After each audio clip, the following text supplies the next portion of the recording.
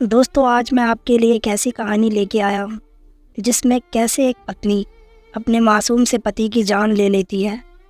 और कहानी को पूरा सुनना दोस्तों, और कमेंट में बताना क्या ये करना सही था उस औरत के लिए।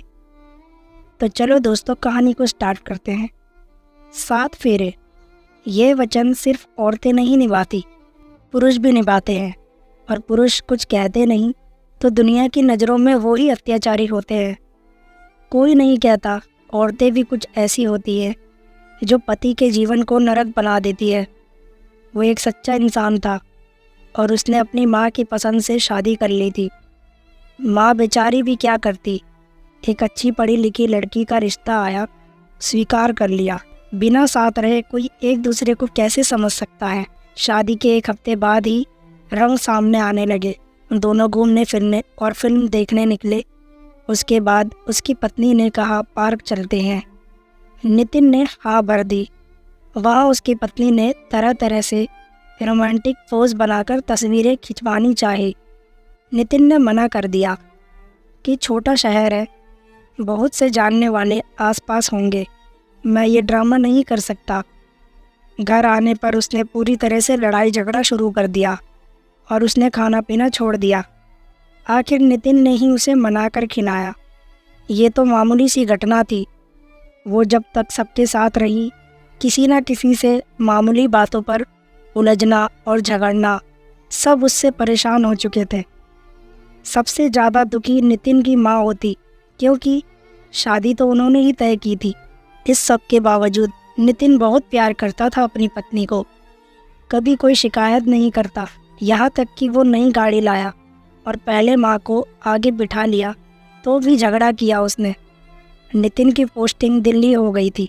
वो एक प्राइवेट फर्म में एरिया मैनेजर था और अब प्रमोट होके जोनल मैनेजर बन गया।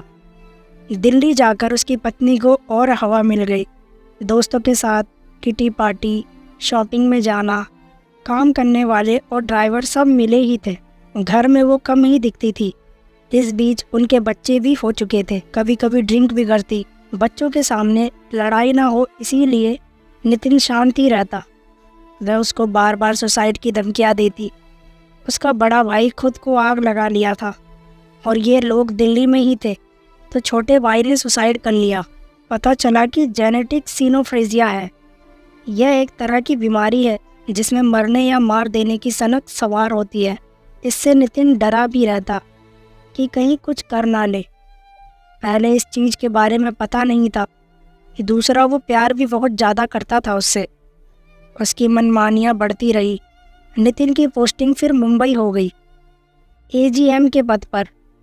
वह ग्रो करने लगा। इसी बीच नितिन की माँ भी नहीं रही और कुछ टाइम बाद वह कंपनी बंद हो गई, तो वो बेरोजगार भी हो गया। घर वापस आया, लेकिन उसकी पत्नी ने जिद पकड़ी कि लखनऊ रहेंगे, बच्चों को पढ़ाएंगे। फिर नितिन ने उसकी बात मान ली और वह किराए का घर लेकर ले गया लखनऊ। वह मानसिक रूप से परेशान रहने लगा और बिजनेस भी शुरू किया। 1 साल रहा वहाँ, लेकिन बड़े बड़े ठेकेदारों के बीच बहुत कम काम मिलता, तो वो अपने शहर में काम करने आ गया। लेकिन वो जाने को तैयार नहीं हुई।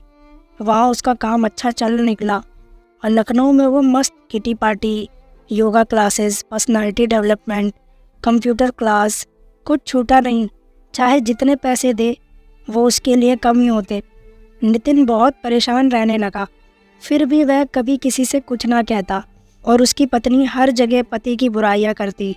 जब वो लखनऊ आता तो इतना झगड़ती कि हद ही हो जाती। फिर भी जाने वह उससे कितना प्यार करता था। वह उसके हर नखरे उठाता। उसकी पत्नी के घर में ना रहने से बच्चे भी गलत रास्ते पर चलने लगे, पर उसकी बेटी सही थी पढ़ने में। उसकी डिमांड बढ़ती गई और नितिन टूटता गया। जाने ये प्यार था या 7 फेरों का बंधन, जो जवान से उफ भी ना किया, लेकिन इसका नतीजा सामने आने लगा। पहले डायबिटीज़ हुई, फिर उसे जानलेवा बीमारी ने जकड़ लिया। जाने कैसी पत्नी थी कि उसी के सामने सबसे कहे क्या फ़ायदा दवा करने का, 2-3 महीने से ज़्यादा बचेंगे नहीं। लेकिन अब घर वालों के बर्दाश्त की सीमा पार हो गई। पहले किसी ने कुछ नहीं कहा क्योंकि नितिन ही कुछ नहीं कहता।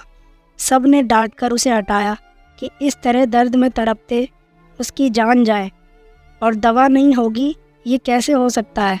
घर वालों ने ट्रीटमेंट शुरू करवाया। 2 महीने में अच्छा दिखने लगा वो, लेकिन वो औरत उससे झगड़ा करके घर से चली गई और पीजी में रहने लगी। उसके खाने के भी लाले पड़ गए और वह मानसिक रूप से भी टूट गया। 2 महीने बाद उसकी पत्नी वापस आई, लेकिन किसी तरह 1 साल रहा नितिन और आखिरी सांस तक पत्नी का नाम लेता रहा। ये जाने प्यार था या 7 फेरों का वचन जो उसने निभाया। आज को उसकी पत्नी और बच्चे उसी की जान लेकर कमाए गए घर और पैसों पर मस्त है, लेकिन एक हंसता मुस्कुराता सबका मन जीत लेने वाला इंसान 7 फेरों की बलि चढ़ गया। दोस्तों, मैं उम्मीद करता हूँ आपको ये कहानी अच्छी लगी होगी। अगर आपको ये कहानी अच्छी लगी है तो हमारे चैनल को सब्सक्राइब करें और बेल आइकन दबा लें, जिससे आपको हमारी वीडियो की नोटिफिकेशन मिलती रहेगी। Thank you so much guys.